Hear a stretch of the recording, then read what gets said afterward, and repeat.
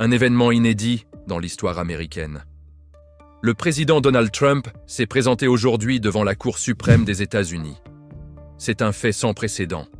Jamais dans l'histoire du pays, un président en exercice n'avait assisté en personne à une audience du plus haut tribunal. Il a quitté la Maison-Blanche pour parcourir la courte distance qui la sépare de la Cour suprême, située à environ 1 mile. Son objectif est d'assister au débat d'un dossier considéré comme crucial pour l'avenir de la nation. Avant cet épisode, Donald Trump avait déjà fait face à plusieurs procédures judiciaires devant la Cour suprême de l'État de New York. Les accusations concernaient 34 chefs de falsification de documents commerciaux, un crime classé comme felony aux États-Unis. L'affaire incluait également un paiement de 130 000 $ effectué en 2016 à une actrice, via son avocat Michael Cohen.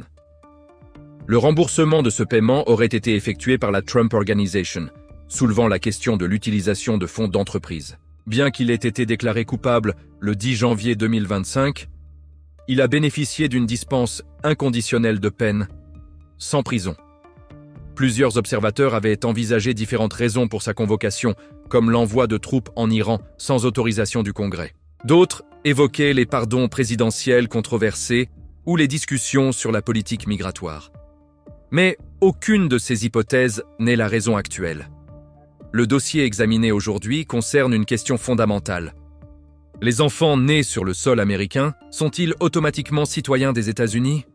Ce débat touche directement des millions de familles, notamment au sein de la communauté hispanique.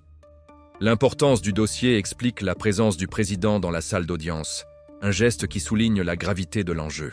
La Cour suprême examine ce cas dans un climat marqué par des tensions autour de l'interprétation du 14e amendement.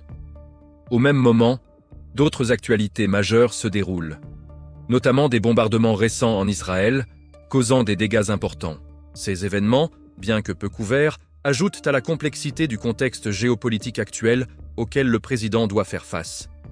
La présence du président Trump à la Cour suprême marque un moment historique pour la démocratie américaine. Le dossier sur la citoyenneté des enfants nés aux États-Unis pourrait redéfinir un principe constitutionnel appliqué depuis plus d'un siècle. L'issue de cette audience restera gravée dans les annales du droit constitutionnel.